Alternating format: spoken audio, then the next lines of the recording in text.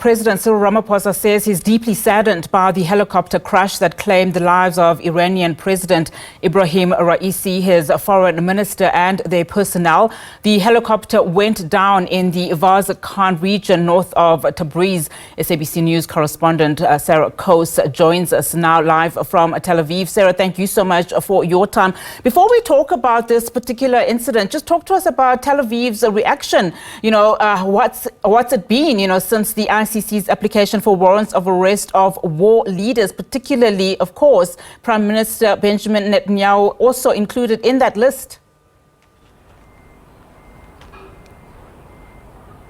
Certainly, reaction is just beginning to come in. A senior Israeli official has come out to call this embarrassing on an international level, while Benny Gantz, one of these war cabinet members, he says this is moral blindness. So certainly outrage here in Israel, and really what we can be expecting at this hour is the Prime Minister Benjamin Netanyahu, also the Defence Minister Yoav Gallant, to be meeting with these senior legal experts to talk about where to go now. Now, it was Karim Khan, the ICC Chief Prosecutor. He made this announcement via a pre-recorded video link just a little earlier, and certainly there is a lot of concern here in Israel. We do need to remind the viewers that there are also 3 senior Hamas members who have been also brought into this. They are Sinwar, the leader of Hamas in the Gaza Strip, also Ismail Haniyeh, he is the Politburo chief, and also Mohammed Dayef, he is Sinwar's second in charge. Now, I'll run you through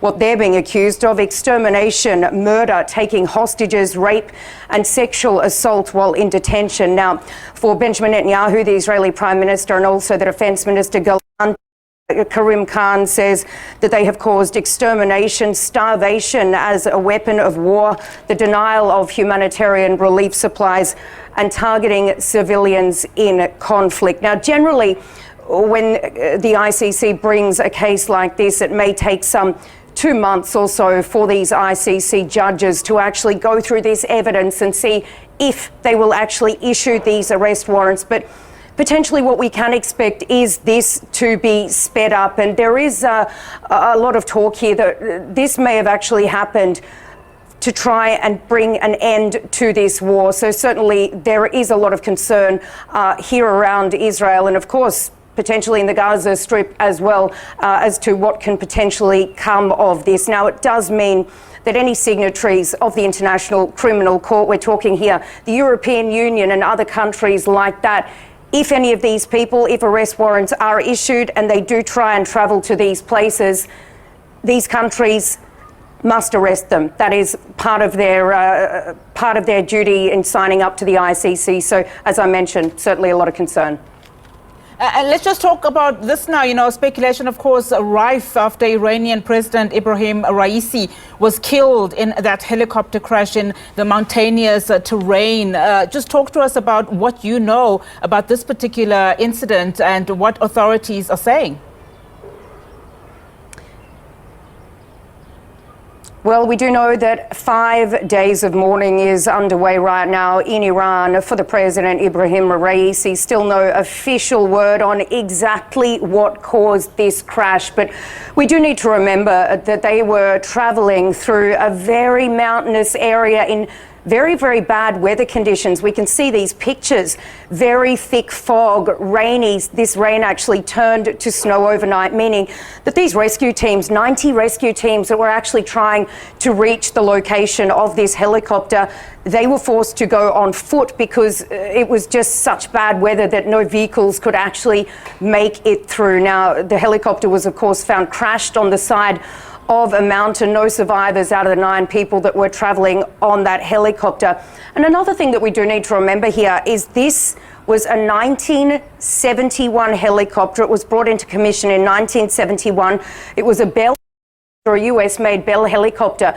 But of course, due to these ongoing sanctions against Iran, this has made it very, very difficult for the Iranians to actually acquire parts needed to service these helicopters. And helicopters very much need regular servicing. So this could potentially be one of the factors that played into this crash. Now, the Supreme Leader, Ayatollah Ali Khamenei, he has posted a picture on X of the pair with a very short description. We do know that the bodies are being now flown to Tabriz. It's still unclear as to where he will actually be buried, but certainly, of course, all of these answers will come out in the next few days. And we do know that as per part of the Constitution there, that there will have to be elections held within a 50-day period. Now, as people, of course, react to the news, particularly world leaders, just give us a sense of what is being said, particularly during this time and the tension that we are seeing in the Middle East.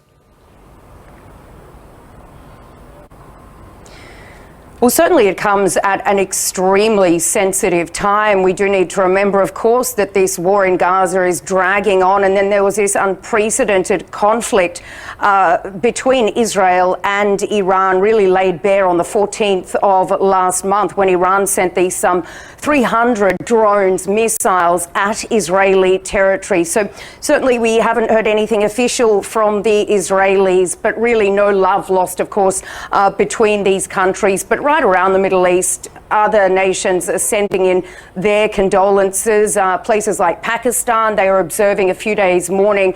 Other nations around the region also. So it really will be something that the Israelis are watching very, very closely in terms of this transition period and who actually becomes the new president, because this will really potentially shape the region going forward.